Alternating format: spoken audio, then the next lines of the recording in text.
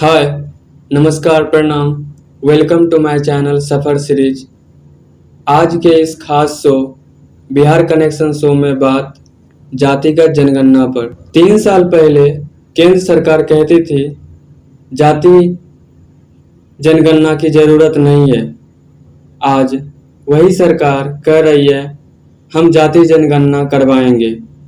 पर सवाल ये है क्यों? क्या ये देश के लिए है? क्या ये बिहार के हित में है या बिहार चुनाव 2025 की एक नई रणनीति है? बिहार में पिछले साल जब जातिगत सर्वे हुआ तो ये सच्चाई सामने आई। उसने राजनीति की बुनियाद हिला दी। ओबीसी की संख्या 36% है, वहीं बीसी 27%, एससी एसटी 19%, 3%। यानी कुल मिलाकर ओबीसी और बीसी की संख्या 60% से ज्यादा है। अब जरा सोचिए, ये वो आंकड़े हैं जिनके दम पर कोई भी पार्टी सत्ता में आ सकती है। और बीजेपी जो खुद को ओबीसी की सरकार कहती है, अब जाति जनगणना के लिए तैयार क्यों हो गई? क्या ये महज इत्तेफाक है या चुनावी गणित? बिहार में चुनाव सिर पर है और बीजेपी को पता है कि ओबीसी का दिल कैसे जीतना है। उसके लिए उनके पास डेटा है ही, जो कि अभी अभी बिहार में जातिगत सर्वे हुआ है।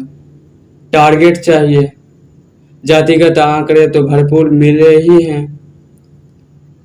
नीतियां भी बनेगी, योजना भी है और बिहार में जातिगत वोट भी है, क्योंकि बिहार तो जातिगत वोट का अड्डा है, जातिगत राजनीति का अड्डा है। तो क्यों ना इसका फायदा उठाया जाए, इस जाति का जनगणना कराया जाए, जिसे उद्घोषणा करके बिहार में भाजपा अपना दबदबा बनाएगी। वहीं राजनीतिक विशेषज्ञ मानते हैं कि जाति जनगणना का पूरा रिजल्ट 2027-28 तक आएगा, लेकिन तब तक बिहार की राजनीति पूरी तरह बदल चुकी होगी। बिहार विधानसभा का चुनाव हो चुके होंगे और बीजेपी इसका पूरा फायदा उठा चुकी होगी और फिर बिहार वही बन जाएगा हाथ फैलाए खड़ा राज्य। ए भैया शिक्षा दे दा, रोजगार दे दा, बाबूजी ट्रेन में बहुत भीड़ होता, हम भेड़ बकरी की तरह सफर करत है, कोनो एक ट्रेन दे दा। ऐसे ही भीख मांगनी पड़ेगी हमें। एक बिहारी 100 पे भारी नहीं, एक बिहारी को 100 गालियां पड़ेगी, क्योंकि उनके पास एक मौका है कि 2025 के चुनाव में विकासवादी मुद्दे पर वोट करे। लेकिन पार्टियां, राजनीति जातिगत वोट मुद्दे को ऊपर उछाल रही है और लोग उसी को देखने जा रहे हैं, उसी पर वोट करेंगे। ऐसा ना हो यह हमें सुनिश्चित करना होगा। अब बात करते हैं असली मुद्दे की, गरीबी की। बिहार में 94 लाख से ज्यादा परिवार ऐसे हैं जिनकी महीने की आमदनी 6,000 रुपये से भी कम है। वहीं 63% परिवारों की आमदनी 10,000 से नीचे है। जाति के हिसाब से देखिए, बिहार में एससी 44% गरीबी रेखा से नीचे है, वहीं ओबीसी 33%, सवर्ण 35%। गरीबी ने किसी को नहीं छोड़ा, लेकिन राजनीतिक पार्टियां ने सिर्फ जाति देख रही है, विकासवादी मुद्दे नहीं, विकास नहीं देख रहे। बिहार के युवाओं के उज्जवल भविष्य नहीं देख रहे, जाति दिख रही है, जातिगत वोट दिख रही है। बिहार से करीब 46 लाख लोग रोजगार के लिए बाहर जाते हैं। 5.5 लाख विद्यार्थी बाहर पढ़ने जाते हैं। ये पलायन नहीं है, ये बिहार का बहता भविष्य है, जो किसी दूसरे क्षेत्र में जाकर उसको उजागर कर रही है, उन्नत बना रही है, विकसित कर रही है। और बिहार अंधकार में समुद्र में डूबता चला जा रहा है, जो जातिगत राजनीति में डूबता चला जा रहा है।